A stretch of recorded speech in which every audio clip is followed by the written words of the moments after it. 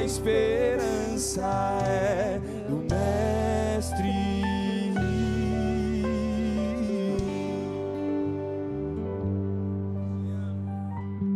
Glória a Deus. A paz do Senhor, igreja. Amém. Você está feliz em estar na casa do Senhor? Pegue a sua Bíblia, por gentileza. Abra no livro de Salmos, número 34, e o verso de número 18, nós vamos ler. Enquanto você procura o texto sagrado, agradecer a Deus por mais uma vez, nós podermos estarmos aqui ministrando a palavra de Deus na nossa igreja mãe, igreja central, estar com o nosso pastor presidente, pastor Roberto, que Deus abençoe, o nosso vice-presidente, pastor Marlon, e o nosso pastor Adriano, sempre amigo, né? Que Deus possa abençoar. O pastor Adriano foi um dos grandes apoiadores do meu ministério. Sou muito grato pela vida do pastor Adriano Sebem e aos demais obreiros, a igreja, que Deus abençoe. Salmos 34, verso 18. Quem achou, diga amém. O texto sagrado diz assim: perto está o Senhor dos que têm o coração quebrantado e salva os contritos de espírito. Se assente, por gentileza. Queridos, o Salmo 34, ele nasce de um momento interessante da vida de Davi. 1 Samuel capítulo 21, versículo 10 ao 15, vai nos contar uma história que Davi estava em um momento de crise, de medo, de vergonha. Era um momento difícil para a vida de Davi. Davi estava fugindo de Saul, e ele, no processo de fugir de Saul, Davi vai parar na cidade de Gate. Gate era a terra de Golias, seu maior inimigo. E quando Davi chega lá, ele é reconhecido pelos filisteus, e Davi começa a pensar: eu vou morrer aqui. Entra em desespero, começa a se fingir de louco. Só que neste momento, Deus intervém na causa de Davi, e Davi é expulso. Aquis o expulsa de lá, e Davi escapa vivo. Depois desse livramento improvável e humilhante, Davi senta, quem sabe, respira e escreve o Salmo 34. E o Salmo 34, ele é interessante porque ele traz alguns ensinamentos. A primeira parte do Salmo 34, o salmista Davi diz: mesmo ferido, mesmo cansado, talvez mesmo envergonhado, mesmo com medo, o salmista vai dizer: louvarei ao Senhor em todo o tempo. Observe que Davi não escreve louvarei ao Senhor em algumas circunstâncias. Louvarei ao Senhor quando tudo vai bem. Louvarei ao Senhor quando está dando tudo certo. Não. Davi, ele escreve e inicia o salmo dizendo: louvarei ao Senhor em todo o tempo. E é uma lição aqui para nós nesta tarde. Talvez você está passando por um momento de dificuldade, de problema. Talvez você está passando pelo momento que você olha e diz: para onde eu vou correr? O que eu vou fazer? Deixa eu te dar um conselho aqui nesta tarde. Louve a Deus nesse tempo. Louve a Deus, abra sua boca, cante a Deus nesse tempo de angústia, nesse tempo de dor. Louvar a Deus é uma decisão que a gente tem que ter. Você lembra de Paulo e Silas? Eles poderiam sentar naquela prisão e começar a reclamar um para o outro, mas a Bíblia diz que um começou a cantar e louvar, e outro começou a orar, porque nós temos a oportunidade, em meio à crise, colocarmos as nossas dores em Deus e dizer: eu louvarei ao Senhor em todo tempo.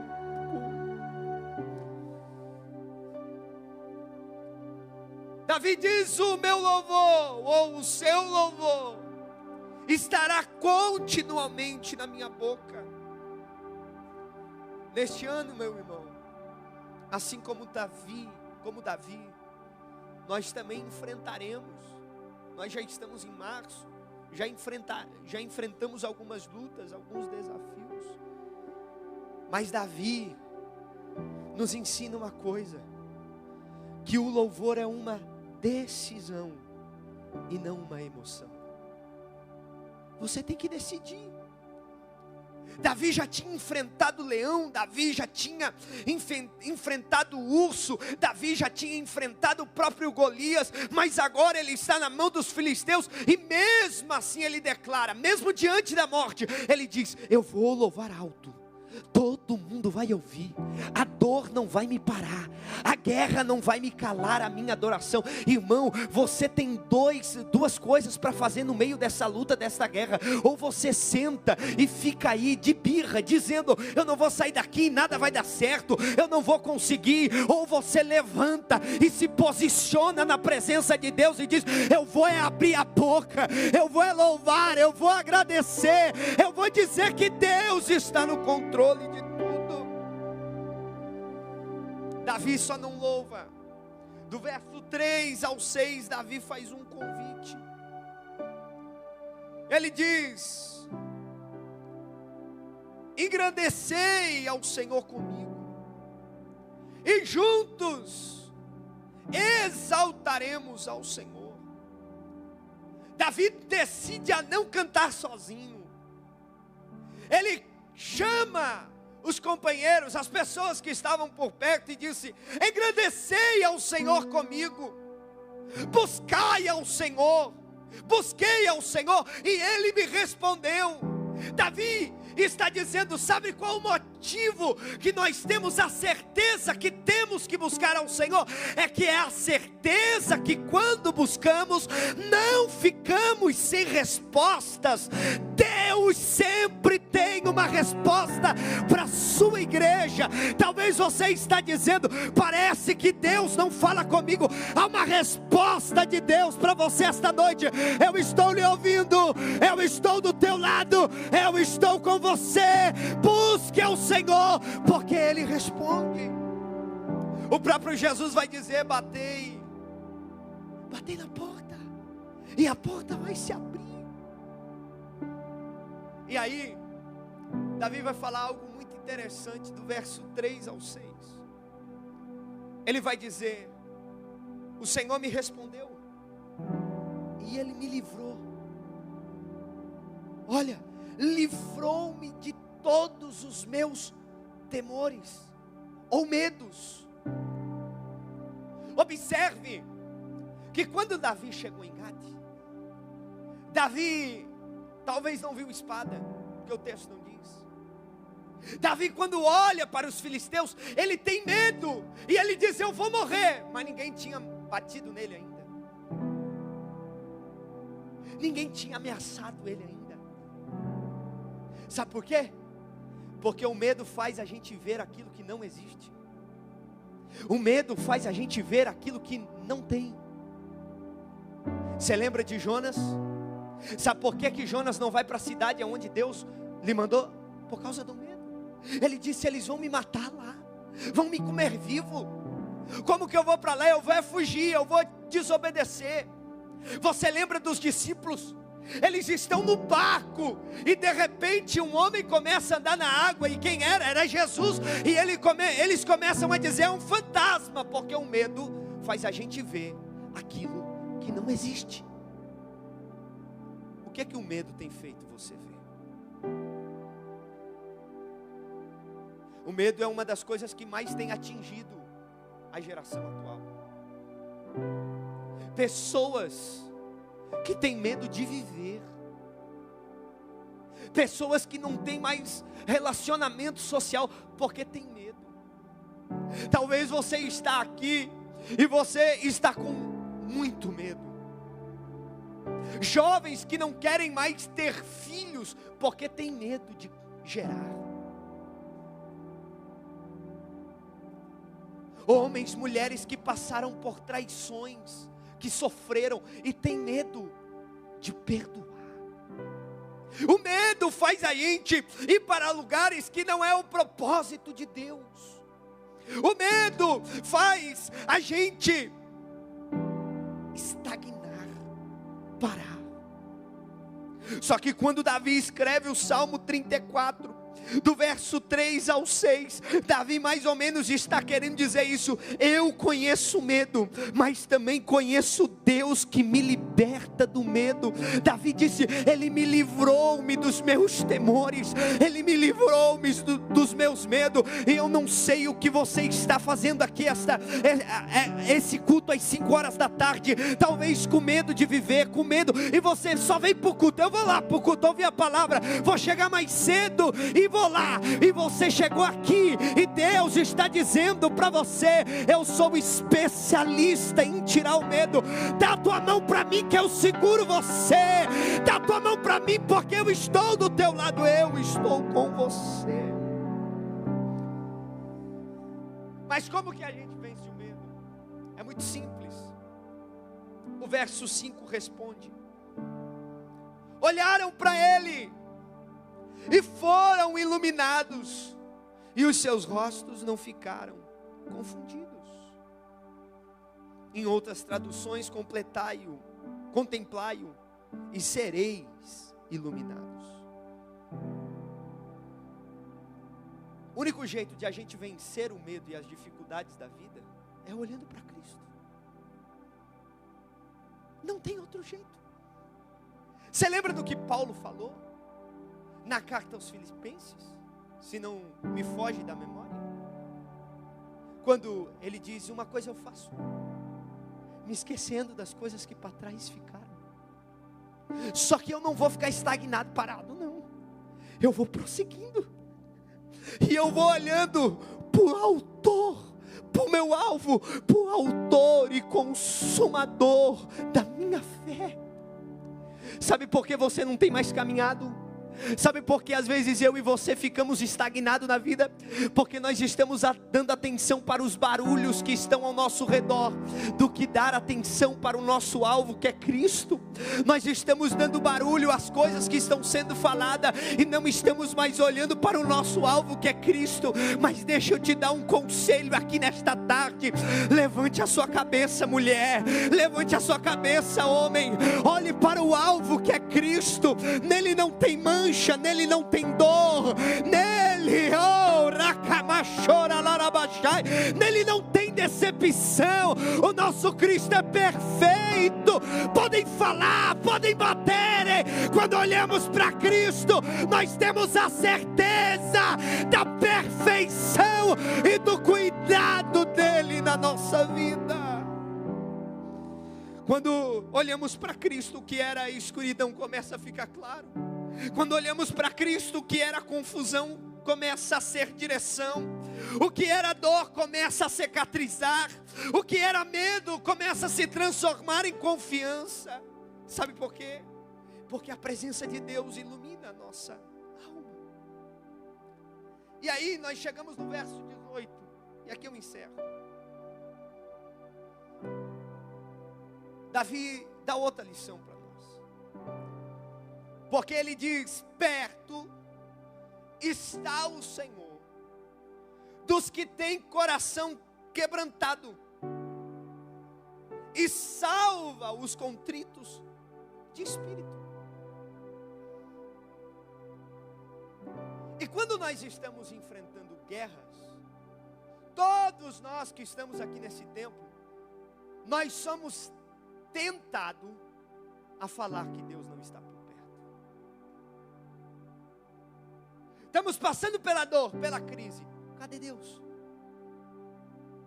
Parece que eu oro, não acontece. Cadê Deus?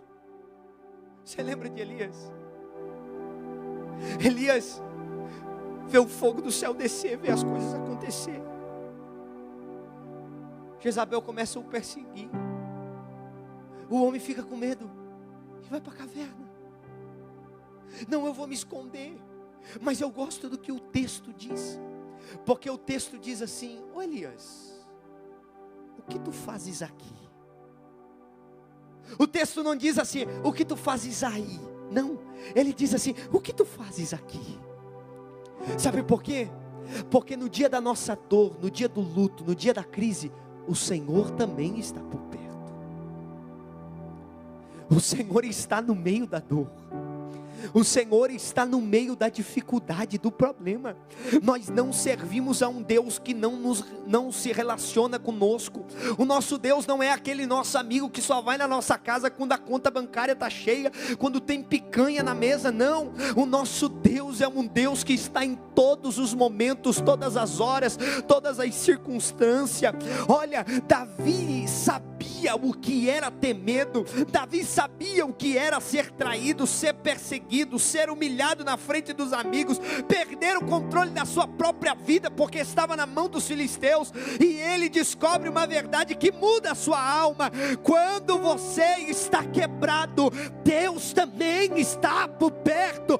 Deus está no meio dessa dor, Deus está no meio desta crise. Eu não sei você, mas eu tenho certeza que Deus está falando nesta casa para alguém. Está doendo, está difícil, o teu coração está dilacerado, mas o Senhor está com você, o Senhor está do teu lado, o Senhor não desistiu de você. Mas eu pareço que estou sozinho. É nesse momento que Deus está mais próximo do que nunca.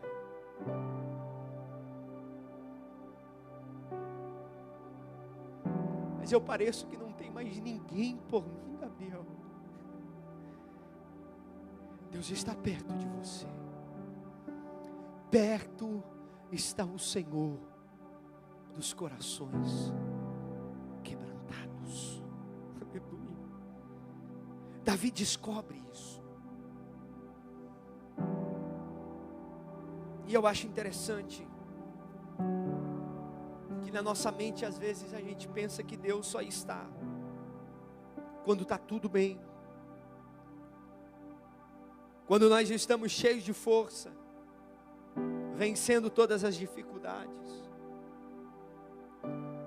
E tem alguns que se acham perfeitos ainda e acham que Deus só está perto dos perfeitos, sendo que Jesus disse que veio para os doentes. Deus não está com aqueles que têm o coração de super-herói. Não. Deus não está com aqueles que acham que vencem sozinhos. Deus está com aqueles que têm o coração quebrantado. Hoje é uma tarde de você chorar. Porque enquanto eu vinha no carro, o Espírito Santo ministrava o meu coração. Talvez é algo lá na sua infância que você traz. Ó, o tempo passou, não passou?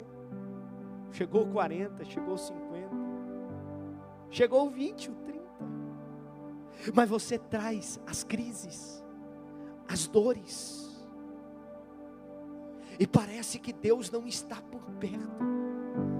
Mas se você esta noite tiver um coração quebrantado, eu tenho uma boa notícia para você. Deus está aqui conosco, do nosso lado. Está aí com você. Está curando, está mudando você. Aonde existe dor, Deus também habita. Aonde existe lágrima, ali Deus também se revela. O verso 18, meu querido, é uma promessa talvez, ou melhor, com toda certeza, para quem está vivendo um tempo de angústia, de ansiedade, de abandono, de traição, de solidão, de um peso emocional que não tem para onde correr, o coração está despedaçado. Davi, ele grita: eu estava quebrado, mas Deus estava por perto. Eu estava com medo, mas Deus me segurou. Deixa eu te dar alguns conselhos para eu encerrar. Primeiro, não esconda o seu quebrantamento. Não se finja de forte.